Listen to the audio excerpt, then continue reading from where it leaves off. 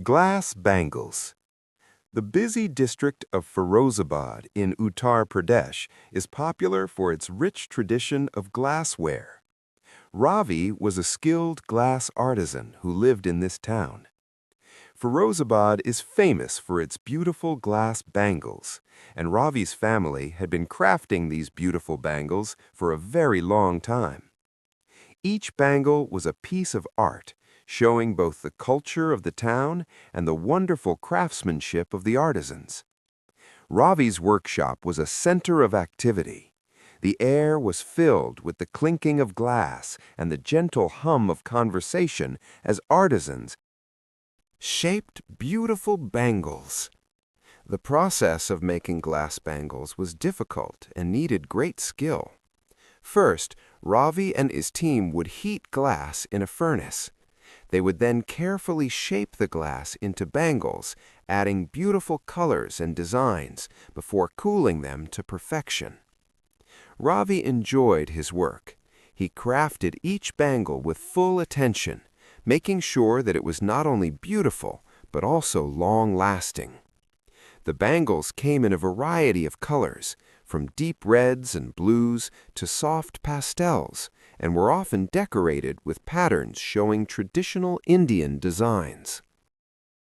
During the festival of Diwali, the demand for glass bangles increased.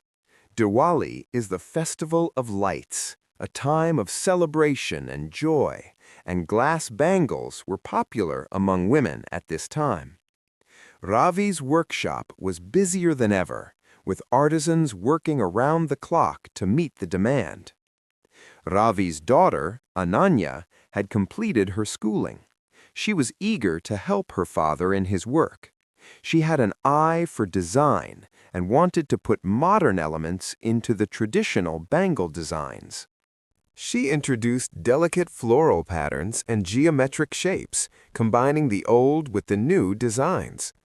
Ravi was initially hesitant, but soon saw the beauty in his daughter's designs. They decided to create a special collection for Diwali that would showcase both traditional and modern elements. The new collection was a big success. The bangles, with their new designs and exciting colors, were loved by the customers. On Diwali night, as the streets of Firozabad glittered with lamps and lights, Ravi and Ananya watched with pride as women and girls walked past their shop, proudly wearing the bangles from their new collection. The vibrant colors sparkled under the festival lights. The success of the new collection was not just a personal achievement for Ravi and Ananya. It also had a positive impact on the entire community. The increased demand for bangles led to more work for local artisans. Not only those, more jobs were generated in packing and transportation. As the festival came to an end, Ravi and Ananya recalled their journey of making bangles. Ravi's workshop continued to prosper, and Ananya's innovative designs made their bangle collection quite popular. Fables and Folktales. Ramanatha was the son of a rich landlord.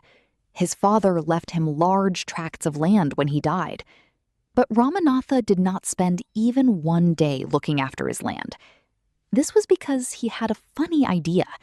He believed there was a magic potion that could turn any object into gold.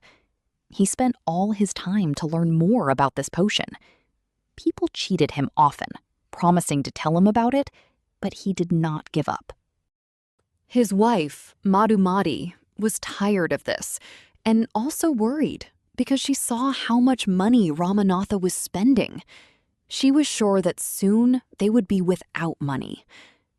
One day, a famous sage called Mahipati came to their town.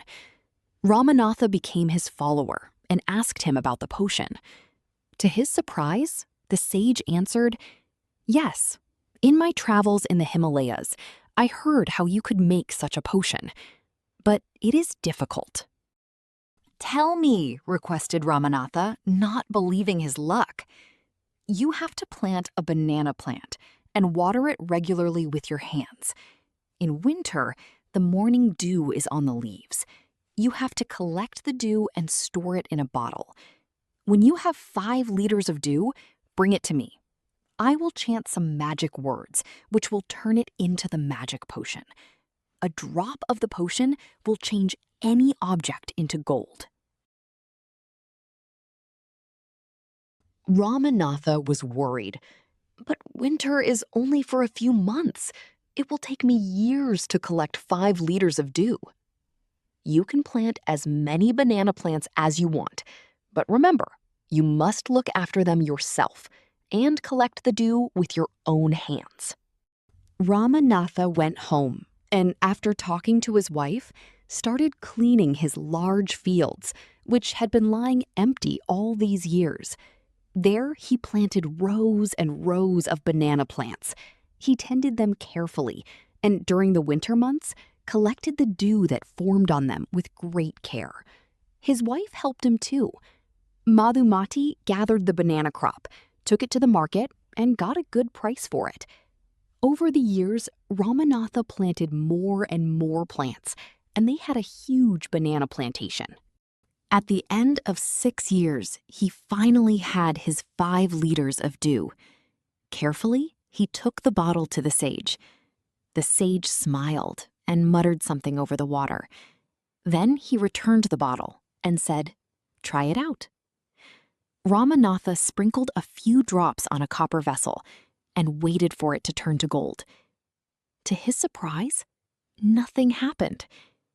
"This is cheating," he told the sage. "I have wasted 6 precious years of my life." But Sage Mahipati only smiled and called Madhumati to come forward. She came with a big box. When she opened it, inside shined stacks of gold coins. Now the sage turned to the very surprised Ramanatha and said, "There is no magic potion that can turn things into gold.